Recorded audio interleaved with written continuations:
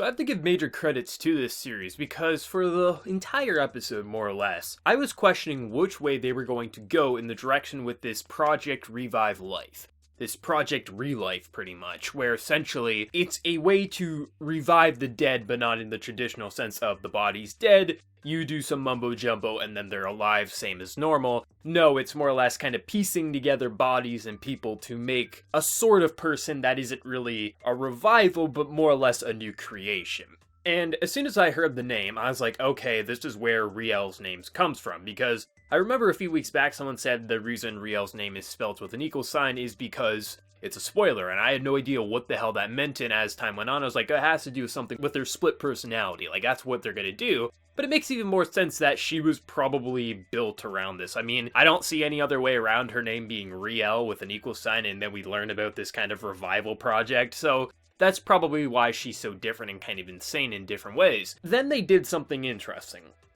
What I thought they did was they killed Glenn. And when I saw Glenn get stabbed, which it looked like it was through the heart by Riel, I was like, okay, so maybe they were throwing a curveball with Riel's name, and actually they're gonna do this sequence is kind of like piecing together people to revive Glenn, and he's going to be a completely different person. And then, of course, because it's anime, oh, he's still breathing, we're going to do some just high-level magic to kind of heal him. So it was interesting, because the entire episode, I was like, I'm not sure which direction they're actually going to go with this project. Like, is it Glenn's going to be used on, or is it Riel? But ultimately, we know at this point, Riel was probably made through this project. But I would have liked it if they killed Glenn. And everyone knows Glenn is my favorite character of the show. If you remove Glenn, you wouldn't have me interested in the show. But I think it would be a perfect opportunity to kill the character that we've been watching and bring him back as a completely separate person, maybe with sort of the similar personality or a different one. I know it's a risky move because a lot of people would jump off the series because it's a different character or something like that, but it would be so fascinating if the author took the risk of actually killing him. Now, I'm not exactly sure what they're doing with this whole, like, kind of blood magic. Maybe it is going to slightly change him, so I can't say for sure, but it would be really interesting if we had a Glenn that's similar to Riel, not in the same sense of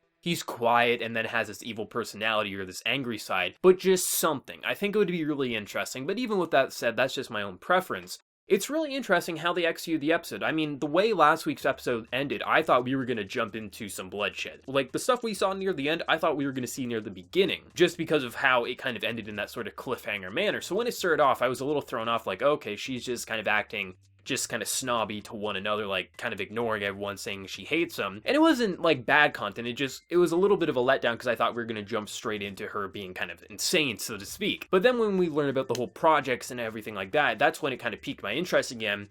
And when Riel stabbed Glenn, I wasn't surprised. I wasn't like, oh my god, Glenn's dead, because they literally introduced the concept of bringing people back. Sure, they said you can't do it, but it's like, well, we have Riel. Her name is a spoiler to the fact that she was reborn through this project. So I was like, even if he dies, he's gonna come back no matter what. So like, I wasn't shocked. I'm sure there's gonna be a lot of fans like, holy hell, Glenn died, or Glenn got stabbed, like I was so scared. But me, it's like, they literally said he could come back near the beginning of this series, and we still had another 4 episodes, and the light novels go past what the anime is gonna cover, so obviously he's gonna still be alive and kicking. But I do like the episode overall. There was some minor issues I had, like the concept of them not fully killing Glenn. I would have liked to see that. Him literally, heart stopped, everything's dead, then they somehow bring him back, and maybe he's slightly changed, maybe he's not. I just think it'd be more interesting if they went that direction. That's just my own preference. But I also noticed a severe dip in the art quality department. The overall art quality and animation, it was fine. It wasn't anything like it was non-consistent or it was non-stop, just kind of bad to look at.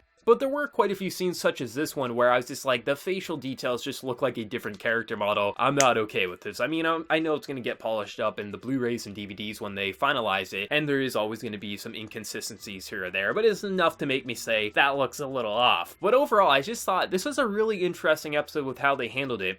It's one of the few cases where they stabbed the main character, and I just sat there normal, like, not shocked, not awe. I was just like, huh, that's interesting, they're going to revive a character. And it's not a bad thing, like, I felt like the way they executed it, like, I'm not sure if it was trying to be, like, shocking, like, oh my god, Glenn's going to die. But for me, the way I felt with it was, oh, that's really cool. They're going to kill off the main character and revive him with this forbidden technology that just doesn't actually work. I was like, that's really cool. So it's interesting how they handled it and just how they got across the concept of, wow, Riel's a psychopath, and oh, she killed Rumia too. No, Rumia's just knocked out. And one thing I've noticed a lot of people mention on different forum posts and just different comment sections is Rumia feels like the damsel in distress, which I can agree with. Her character is she gets put into situations to which Glenn or someone else has to come and rescue her, but I don't feel like she's just a damsel in distress. She does have a character, she does have a personality, and she feels like a person. She's of royal birth, so of course she's going to be thrown into these damsel in distress situations, but I think they handle it overly fun. And I'm someone who usually hates those kind of damsel in distress characters, but I will give credit where credit's due, that Glenn, Sissy, as well as Rumia, they all feel like their own characters, so even though Rumia is getting placed in these very,